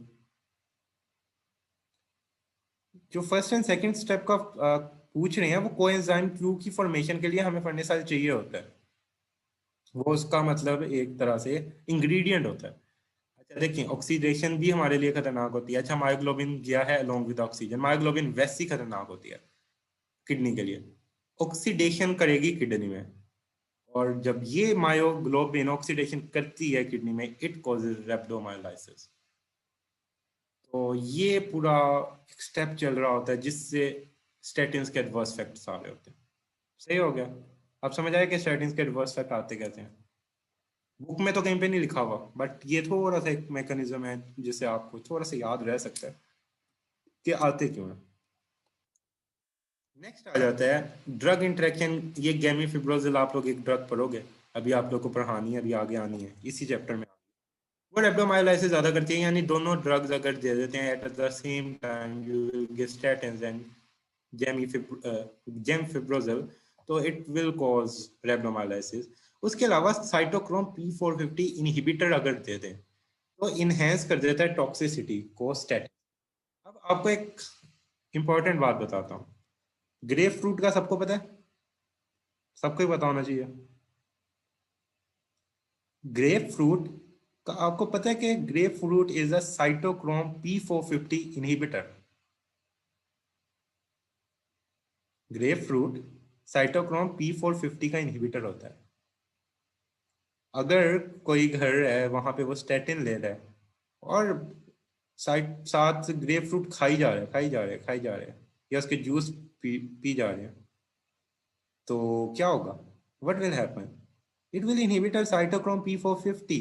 और बहुत सी ऐसी ड्रग्स हो सकती हैं, बहुत सी ऐसी ड्रग्स हो सकती हैं जिसका इंटरेक्शन होगा उस साइटोक्रोम के साथ, और जब साइटोक्रोम के साथ इंटरेक्शन होगा तो मसला होगा। तो टॉक्सिसिटी स्टेटिन्स की भी हो सकती है, वो बंदा स्टेटिन्स ले रहा है और साथ वो ग्रेप फ्रूट ले रहा है। लगता है कि ग्रेप फ्रूट नुकसानदेह होगा, नहीं, ग्रेप फ्रूट तो बड़ी अच्छी चीज है, आम तो अच्छी चीज है, लेकिन जब ड्रग्स ले रहे होते हैं तो ये डॉक्टर ने फिर बताना होता है, डाइट वगैरह में अगर पूछे तो इसका मेटाबॉलिज्म इफेक्ट होगा। तो ये एक इंपॉर्टेंट बात याद रखना। Now we are going to move toward the, ये बड़ा इंपॉर्टेंट चीजें होगी इसमें, बड़े इंपॉर्टेंट स्टैटिन्स बहुत इंपॉर्टेंट है। इसमें से एमसीक्यू लाजमी आते हैं, एससीक्यू जो प्रॉफ में ओस्पीज होती है उसमें स्टैटिन्स का एक आध क्वेश्चन भी आ जाता होता है। Now we are moving toward the bile acid questions. Bile acid क्या होता है, ये देखें, ये आपका गैल ब्लैडर है, गैल ब्लैडर ने ये कनेक्ट हुआ, ये आपकी इंटेस्टाइन है, सही हो गया, this is intestine. Bile salt इधर से कहाँ पे आए, इंटेस्टाइन में आ गए, ये इंटेस्टाइन में आए, अब ये बाइल सॉल्ट यहाँ पे इंटेस्टाइन में। तो एक इंटेरोहेपेटिक सर्कुलेशन होती है। तो ये जो बाइल सॉल्ट्स होते हैं ना, ये इंटेस्टाइन है ना, ये इंटेस्टाइन से एब्जॉर्ब होके वापस लीवर में चल जाते हैं, सही हो गया, ये वापस यहां से अब्जॉर्ब होके लिवर में चल जाते हैं। तो बाइल एसिड सीक्वेस्ट्रेंट्स क्या होते हैं, वो ये जो बाइल एसिड की अब्जॉर्प्शन होनी होती है यहाँ पे वापस, ये इसको स्टॉप कर देते हैं, इसको सिक्वेस्टर कर देते हैं। When ever it will stop the absorption of the bile acid, what will happen, तो क्या होगा, जो बाइल एसिड है जिसकी कंपोजिशन में कोलेस्ट्रोल आ रहा है, तो कोलेस्ट्रोल बॉडी से कम हो जाएगा, मुझे बताएं, जिसकी कंपोजिशन में कोलेस्ट्रोल आ रहा है वो कम नहीं होगा, हो जाएगा। देखिए ना, हमने उसकी अब्जॉर्प्शन रोक दी, इंटेस्टाइन से वो कहाँ पे जाएगा, उसने एक्सक्रीट होना इनटू द फीस, स्टूल निकला बॉडी से बाहर, कोलेस्ट्रॉल कम हो गया। तो बाइल एसिड सीक्वेस्ट्रेंट यही काम कर रहे होते हैं। बाइल एसिड इसकी जो इंटेरोहेपेटिक सर्कुलेशन होती है उसको डिसरप्ट कर देते हैं, उसकी इंटेरोहेपेटिक सर्कुलेशन नहीं होने देते। तो बाइल एसिड सीक्वेस्ट्रेंट में हमारे पास आ जाता है कोलेस्टायरामीन, आ जाता है कोलेस्टिपोल, आ जाती है। ये बड़ी इंपॉर्टेंट ड्रग है। इसका जो इंपॉर्टेंट एमसीक्यूज आते हैं ना, वो मैं साथ साथ बताऊंगा क्या चीज आपको आनी चाहिए इनकी। ये कॉम्प्लेक्स बनाते हैं with the bile acid in the gut, ये बाइंड करते हैं बाइल एसिड से और इसकी रिसाइकलिंग बंद करते हैं, रिसाइकल नहीं होने देते इसको, एंटेरोहेपेटिक सर्कुलेशन कम करेंगे, बाइल सोर्स की फॉर्मेशन को ये ज्यादा करेंगे। ये पॉइंट क्लियर हुआ कि बाइल सोल्ट अगर बॉडी के अंदर से कम हो रहा है, पहले तो उसने रिसाइकल होना था, अब रिसाइकल नहीं हो रहा, तो अब उसकी प्रोडक्शन ज्यादा करनी पड़ेगी बॉडी को। अगर बाइल सोल्ट बॉडी से निकल रहा है, अब उसकी प्रोडक्शन बॉडी को वापस ज्यादा करनी पड़ेगी। सो बाइल सोल्ट की कंपोजिशन क्या है, बाइल सोल्ट की कंपोजिशन है कोलेस्ट्रॉल। अगर बाइल सोल्ट बॉडी से बाहर निकल रहा है, बॉडी को कंपनसेशन में क्या करना पड़ेगा, बॉडी को बाइल सोल्ट्स की दोबारा से फॉर्मेशन करनी पड़ेगी।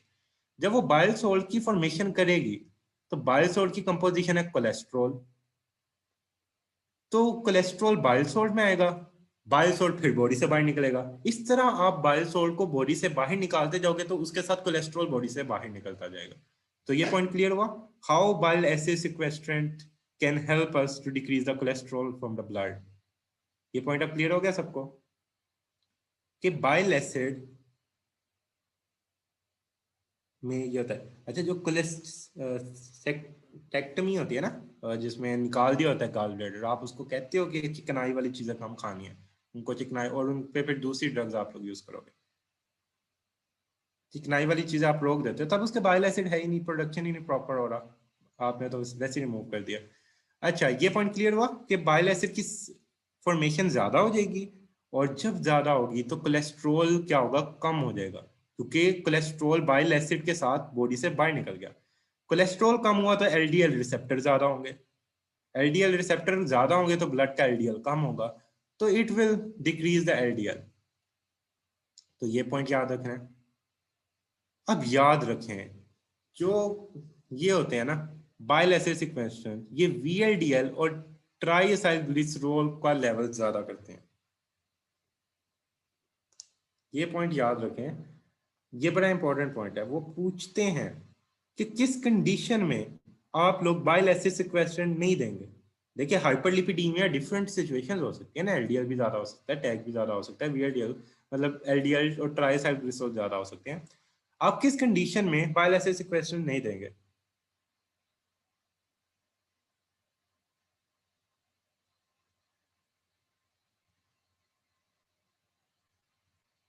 किस कंडीशन में आप लोग नहीं देंगे, एलडीएल में नहीं देंगे कि टैग में नहीं देंगे।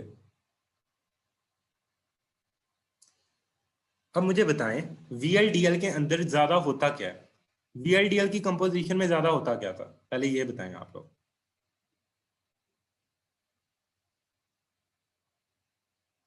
VLDL में टैग ज्यादा होता था ना। तो अब मैं वापस आपको लेके जाता हूँ वापस इस स्टेप पे, ये पीछे डायग्राम दिखाता हूँ, अब गौर से देखनी है ये डायग्राम। अब मुझे बताएं कि बाइल एसिड सीक्वेस्टर ने कोलेस्ट्रॉल के लेवल को कर दिया था कम,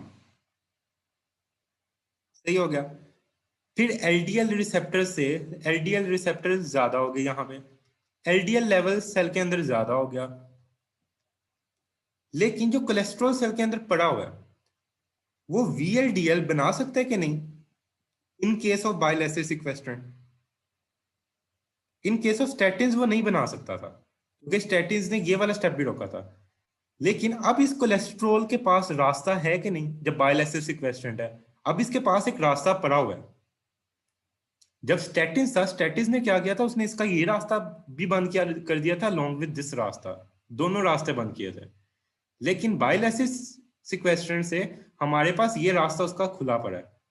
अब वो क्या करेगा, वो VLDL बना लेगा। जब VLDL का लेवल ब्लड के अंदर ज्यादा हो जाएगा, इट मींस टैग लेवल ज्यादा हो जाएगा ब्लड में।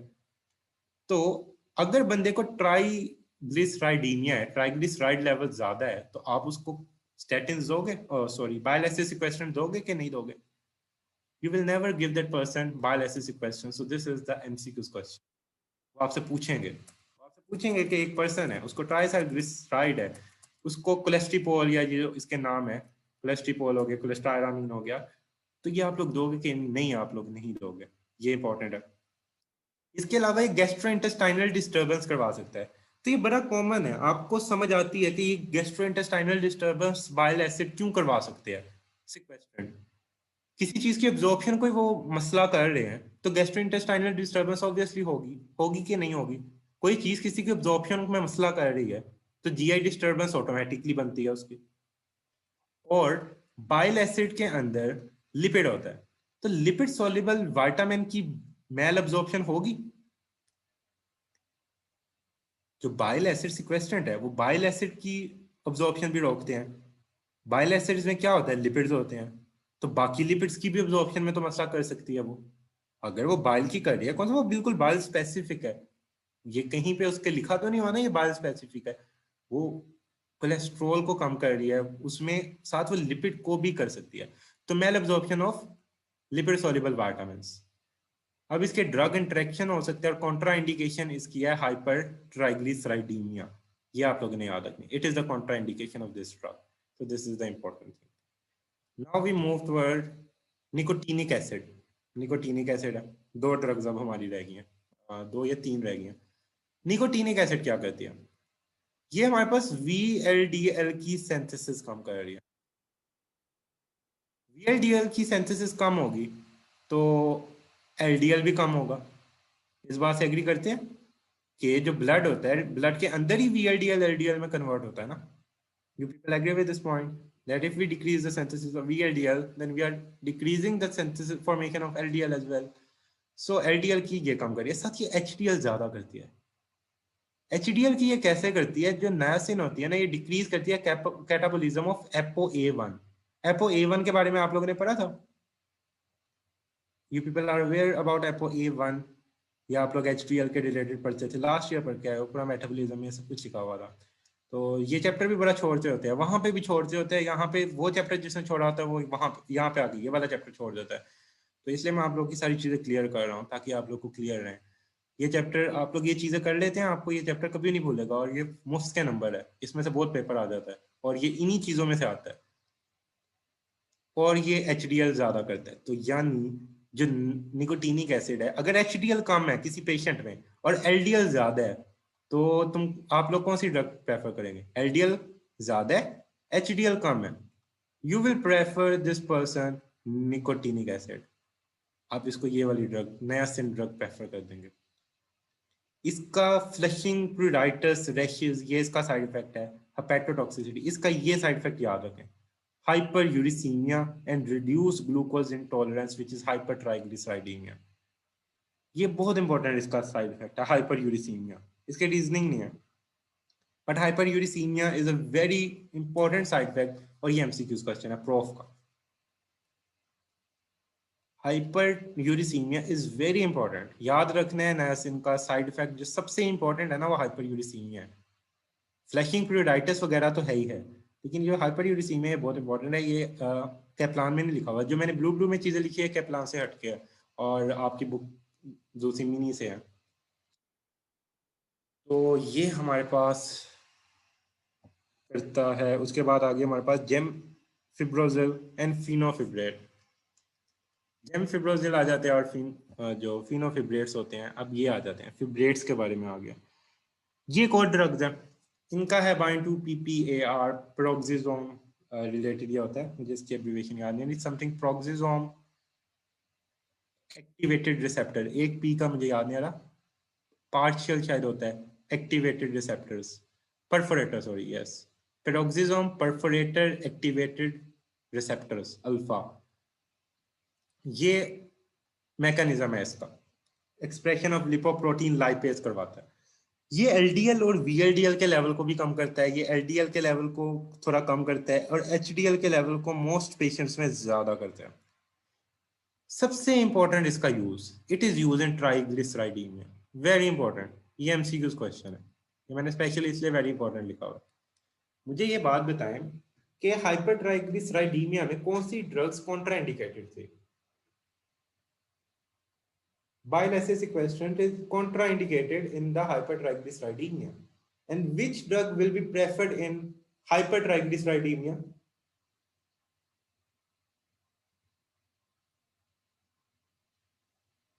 Fibrates will be preferred in hypertriglyceridemia. एक पेशेंट आता है, नॉर्मली वो प्रेजेंट करता है, और उसको उसका LDL ज्यादा है, उसका नॉर्मली LDL ज्यादा है, तो which will be your first choice of drug? First choice कौन सी होगी ड्रग की? LDL ज्यादा है।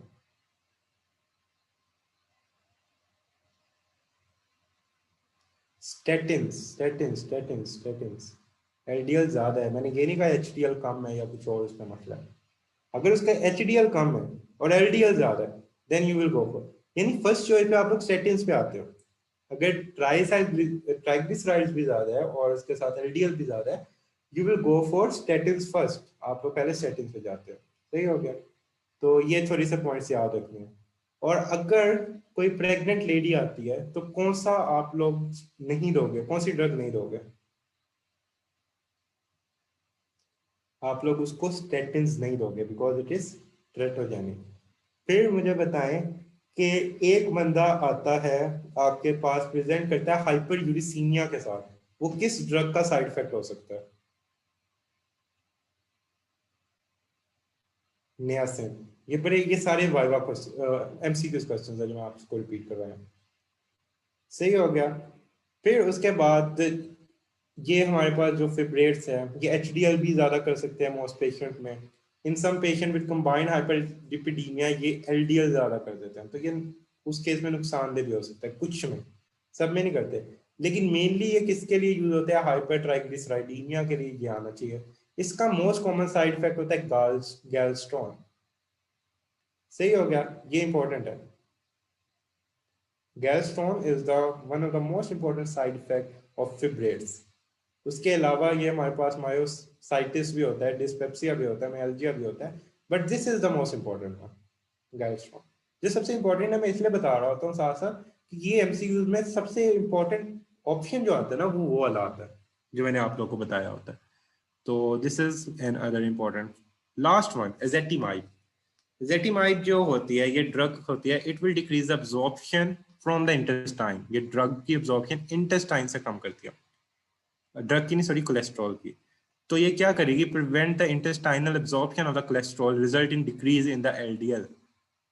सही हो गया? ये बड़ा कॉमन है, अगर वो आप कुछ खा रहे हो, खाना खा रहे हो और वो अब्जॉर्ब नहीं हो रहा, it will decrease the LDL। इसके साइड इफेक्ट में GI डिस्ट्रेस, जो चीज इंटेस्टाइन की एब्जॉर्प्शन को अफेक्ट करेगी उसका साइड इफेक्ट GI लाजमी होता है, ये बात याद रखनी है। And then hepatotoxicity. So these drugs are mainly related to your liver, क्योंकि आपके लिवर से किस तरह ये रिलेट करती है, क्योंकि इन्होंने लेवल जो चेंज करवाना है वो एलडीएल का होगा, एचडीएल का होगा या वीएलडीएल का होगा। इनका लेवल चेंज होना, ये सारों की फॉर्मेशन, इनकी रिलीज ये कहाँ से होती है? लिवर से। तो ये जो ड्रग्स हैं ये हिपेटोटॉक्सिसिटी यूजुअली इन ड्रग्स का साइड इफेक्ट होते हैं। सही हो गया। जीआई डिस्ट्रेस कोई भी वो ड्रग है जो एब्जॉर्प्शन में अफेक्ट करती है। तो जो एजेटिमाइब है ये इंटेस्टाइनल एब्जॉर्प्शन पे अफेक्ट करती है, so that's why it can cause GI distress. So this is all about today's lecture. Now I am going to launch a poll. यहाँ तक मुझे बताएं, आज सबको समझ आ गई? लेक्चर आप सबको समझ आ गया? चीजें समझ आ गई हैं?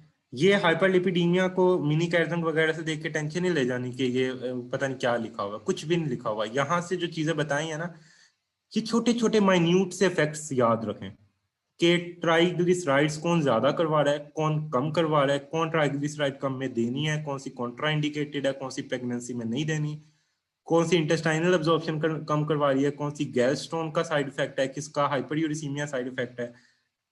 जो बायोलेसिस इक्वेस्ट्रेंट है वो ब्लोटिंग वगैरह वो भी करवाएंगे। तो ये सारी चीजें हैं।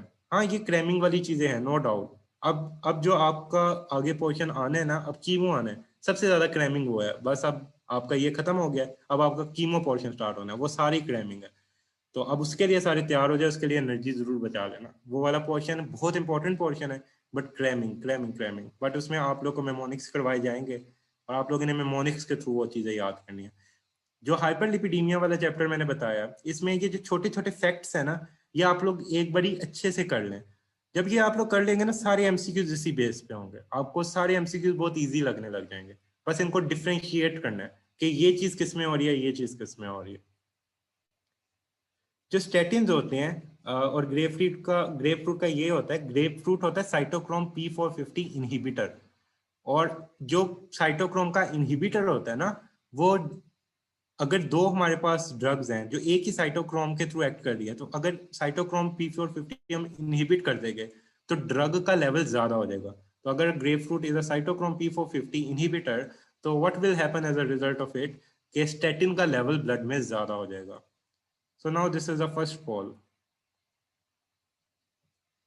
Which of the following is a major toxicity of gemifibrozole?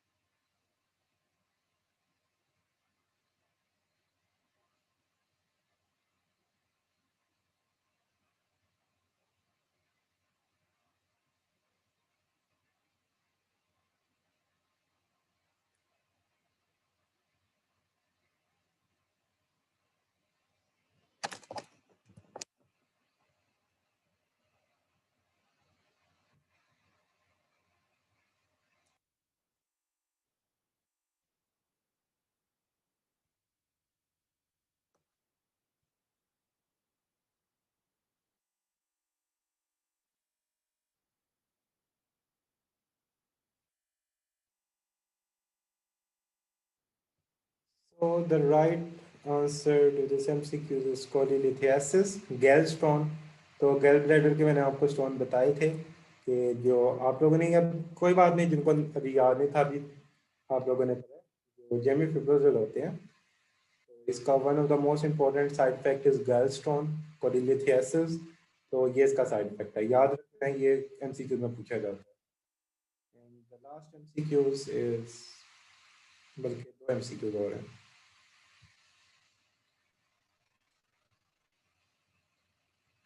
ये तो मैंने बहुत बारी बता चुका हूँ, ये तो सबको याद है।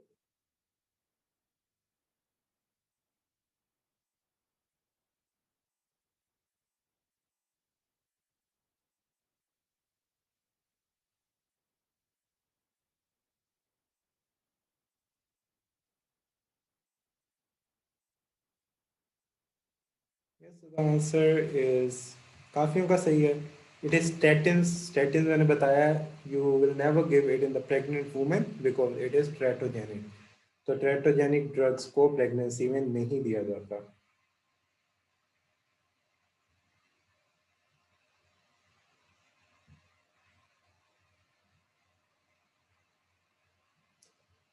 So last MCQs is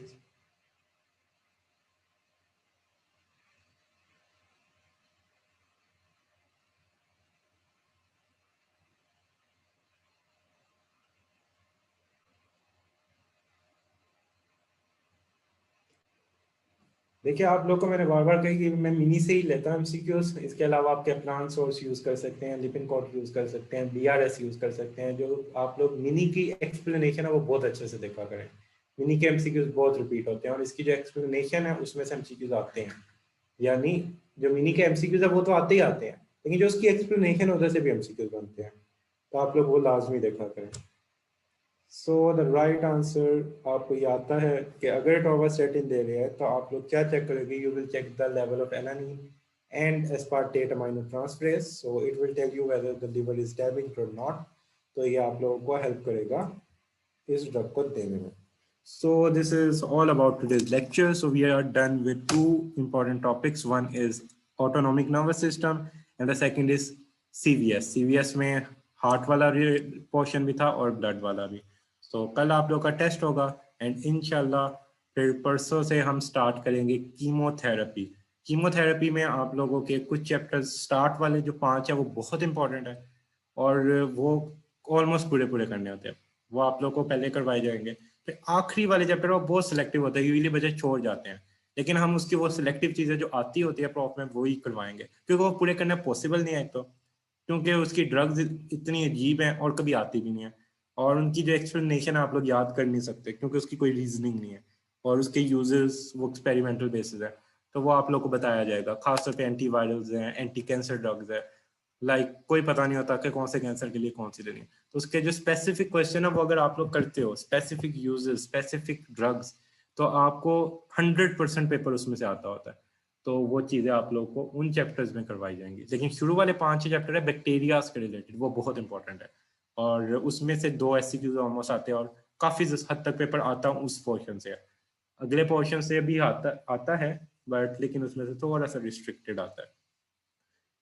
चलें, so this is all about today's lecture. So कल टेस्ट के लिए बेस्ट ऑफ लक, अल्लाह हाफिज।